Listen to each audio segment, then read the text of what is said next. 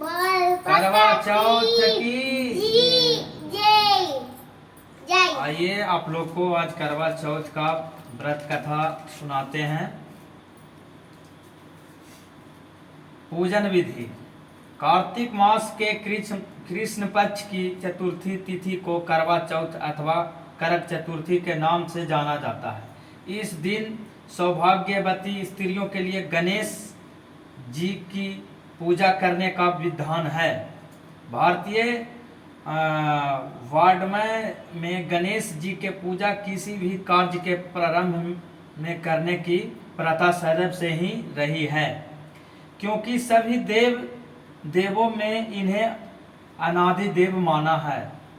अतः गणेश जी की पूजा सर्वप्रथम होती है। भगवान शिव पार्वती ने अपने विवाह काल में सर्वप्रथम गणेश जी की पूजा की थी। इसका उल्लेख कवि कुल सम्राट गोस्वामी तुलसीदास जी ने भी अपने महाकाव्य में किया है। यथा मुनि अनुशासन गणपति ही पूजे शंभु भवानी, अस सुनी संशय करिए नाही, सुर अनादि जिये जानी। गणेश जी विघ्न विनाशक देवता के रूप में माने जाते हैं, इसलिए किसी भी कार्य की निर्विघ्न पूर्णता के लिए इनकी पूजा को आवश्यक कहा गया है। करवा चौथ के दिन व्रती को नित्य कर्म से निवृत्त होकर गणेश जी की पूजा के लिए मन में दृढ़ संकल्प करना चाहिए कि मैं आज दिन भर निराहार रहकर गणेश जी के ध्यान के तत्पर रहूंगी और रात्रि में जब तक चंद्रोदय नहीं हो जाएगा तब तक निर्जल व्रत करूंगी। व्रत के दिन सायंकाल में घर की दीवार को गोबर से लीपकर उसके ऊपर गेरू की स्याही बनाकर उससे गणेश, पार्वती, शिव, कार्तिकेय आदि देवों की प्रतिमा बनानी चाहिए। साथ ही एक वृक्ष बरगद का पेड़ मानव की आकृति बनाकर दिखानी चाहिए। उस मानव कृति के हाथ में छलनी भी होनी चाहिए। पास में उदित होते हुए चांद की आकृति भी उस दीवार पर चित्रित करनी चाहिए। पूजन काल में उस प्रतिमा को नीचे 2 करवों तावा, पीतल, मिट्टी आदि से निर्मित एक विशेष प्रकार का पात्र, जिसके सिर पर जल गिराने के लिए टोटी लगी रहती है, में जल भर कर रखना चाहिए। उस करवे के गले में नारा लपेटकर सिंदूर से रंगना चाहिए और उसकी टोटी से सरई, एक प्रकार का तृण की सींक लगानी चाहिए। तदंतर करवे के ऊपर चावल से भरा हुआ कटोरा रखकर सुपारी भी रखनी चाहिए। नैवेद्य के रूप में उस पर चावल का बना हुआ लड्डू, चावल के आटे में घी एवं शक्कर मिलाकर बनाया हुआ लड्डू, जिसे बोलचाल की भाषा में शक्कर पिंडी भी कहते हैं, रखे। इसके अतिरिक्त प्रतिमा के पास खीर, पूड़ी, चावल के आटे, उड़द की पिट्ठी भरकर पकाया हुआ पकवान, इसे लोक भाषा में फारा भी कहते हैं, भी नैवेद्य के रूप में अर्पित करें। इसके अतिरिक्त ऋतु फल के अनुसार सिंघाड़ा, केला, नारंगी, गन्ना आदि जो कुछ भी पदार्थ उपलब्ध हो उसे अर्पित कर भक्ति पूर्वक कथा श्रवण करें। कथा के अंत में पूर्व में स्थापित उन करवों के दाहिने ओर से बाईं ओर एवं बाईं ओर से रखे हुए करवे को दाहिनी ओर घुमाकर स्थापित कर दें। इस प्रक्रिया को लोक भाषा में करवा फेरना भी कहते हैं। इस प्रकार विधि विधान पूर्वक पूजन करने से व्रती को ऊपर गणेश जी का प्रसन्नता होती है और उसके फलस्वरूप उसे मन वांछित फल की प्राप्ति एवं अखंड सौभाग्यवती का आशीर्वाद प्राप्त होता है। कथा निम्नलिखित प्रकार से है। साहूकार कन्या की कथा। एक साहूकार था जिसके 7 बेटे और 1 बेटी थी। सातों भाई बहन एक साथ बैठकर भोजन करते थे। एक दिन कार्तिक की चौथ का व्रत आया। भाई बोला कि बहन आओ भोजन करें। बहन बोली कि आज करवा चौथ का व्रत है, चांद उगने पर ही खाऊंगी। तब भाई ने सोचा कि चांद उगने तक बहन भूखी रहेगी, तो एक भाई ने दिया जलाया, दूसरे भाई ने छलनी लेकर उसको ढांका और और और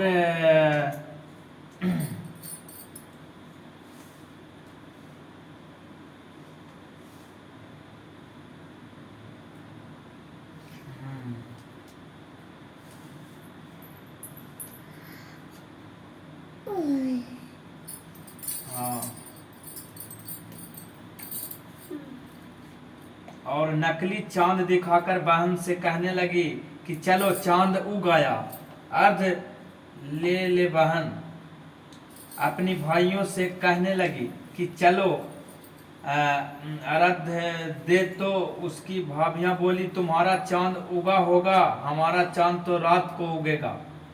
बहन ने तब अकेले ही अर्ध दे दिया और खाने लगी तो पहले गिलास में बाल आ गया, दूसरे गिलास में कंकड़ आया और तीसरा गिलास के बोला है, तीसरा गिलास में मुंह की ओर किया तो उसकी ससुराल से संदेशा आया कि उसका पति बहुत बीमार है, जल्दी भेजो। माँ ने तब लड़की को विदा किया तो कहा कि रास्ते में जो भी मिले उसके पांव लगना और जो कोई सुहाग का आशीष दे तो उसके पल्ले में गांठ लगाकर उसे कुछ रुपये देना। बहन जब भाइयों को विदा हुई तो रास्ते में जो भी मिला उसने यही आशीष दिया कि तुम 7 भाइयों की बहन हो, तुम्हारे भाई सुखी रहे और तुम उनका सुख देखो। सुहाग का आशीष किसी ने भी नहीं दिया। जब वह ससुराल पहुंची तो दरवाजे पर उसकी छोटी ननद खड़ी थी। वह उसके भी पाँव लगी तो उसने कहा कि सुहागिन रहो, सपूती हो। तो उसने यह सुनकर पल्ले में गांठ बांधी और ननद के सोने का सिक्का दिया। जब भीतर गई तो सासू ने कहा कि पति धरती पर पड़ा है, तो वह उसके पास जाकर उसकी सेवा करने के लिए बैठ गई। बाद में सासू ने दासी को के हाथ बची खुची रोटियां भेज दी। इस प्रकार से समय बीतते बीतते मार्ग शीर्ष की चौथ आई तो चौथ माता बोली करवा ले भाइयों की प्यारी करवा ले। लेकिन जब उसे चौथ माता नहीं दिखलाई दी तो वह बोली हे माता, आपने मुझ उजाड़ा तो आप ही मेरा उद्धार करोगी, आपको मेरा सुहाग देना पड़ेगा। तब चौथ माता ने बताया कि पौष की चौथ आएगी, वह मेरे से बड़ी है, उसे ही सब कहना, वही तुम्हारा सुहाग वापस देगी। पौष की चौथ आकर चली गई, माघ की भी चली गई, फागुन की भी चौथ भी आकर चली गई। चैत्र वैशाख जेठ आषाढ़ और श्रावण भादो की सभी चौथ आई और यही कहकर चली गई कि आगे आने वाली को कहना। असौज की चौथ आई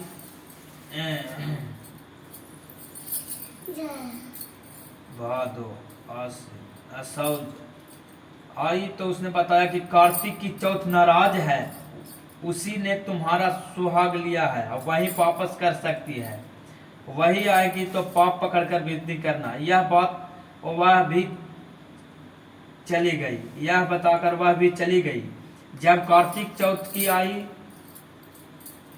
जब कार्तिक की चौथ आई तब वह गुस्से से बोली, भाइयों की प्यारी करवा लें, दिन में चांद उगानी करवा लें, व्रत खंडित करने वाली करवा लें, भूखी करवा लें। तो यह सुनकर चौथ माता को देखकर उनके पांव पकड़कर गिड़गिड़ाने लगी, हे चौथ माता, मेरा सुहाग तुम्हारे हाथों में है, आप ही मुझे सुहागिन करे। तो माता बोली, पापिन हत्यारिन, मेरे पांव पकड़कर क्यों बैठ गई? तब बहन बोली कि जो मुझसे भूल हुई उसे क्षमा कर दो, अब भूल नहीं करूंगी। तो चौथ माता ने प्रसन्न होकर आंखों से काजल, नाखूनों में से मेहंदी और टीके में रोली लेकर छोटी उंगली से उसके आदमी पर छींटा दिया। तो वह उठकर बैठ गया और बोला कि आज मैं बहुत सोया। और वह बोली, क्या सोए, मुझे तो 12 महीने हो गए, अब जाकर के चौथ माता ने मेरा सुहाग लौटाया। तब उसने कहा कि जल्दी से माता की पूजन करो। जब चौथ की कहानी सुनी, करवा पूजन किया तो प्रसाद खाकर दोनों पति पत्नी चौपड़ खेलने बैठ गए। नीचे से दासी आई, उसने उन दोनों को चौपड़ पांसों से खेलते देखा तो उसने सासू को जाकर बताया। तब से सारे गांव में यह बात प्रसिद्ध हो गई कि सब स्त्रियां चौथ का व्रत करें तो सुहाग अटल रहेगा। जिस तरह से साहूकार की बेटी को सुहाग दिया, उसी तरह से चौथ माता सबको सुहागिन रखें। यह करवा चौथ के उपवास की सनातन महिमा है।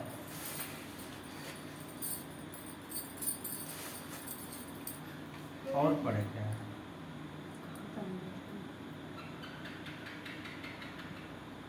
तो करवा चतुर्थी, करवा चौथी का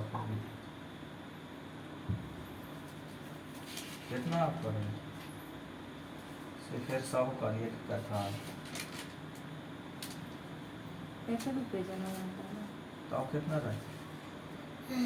फिर तो ढेर है करवा चौथ उसमें।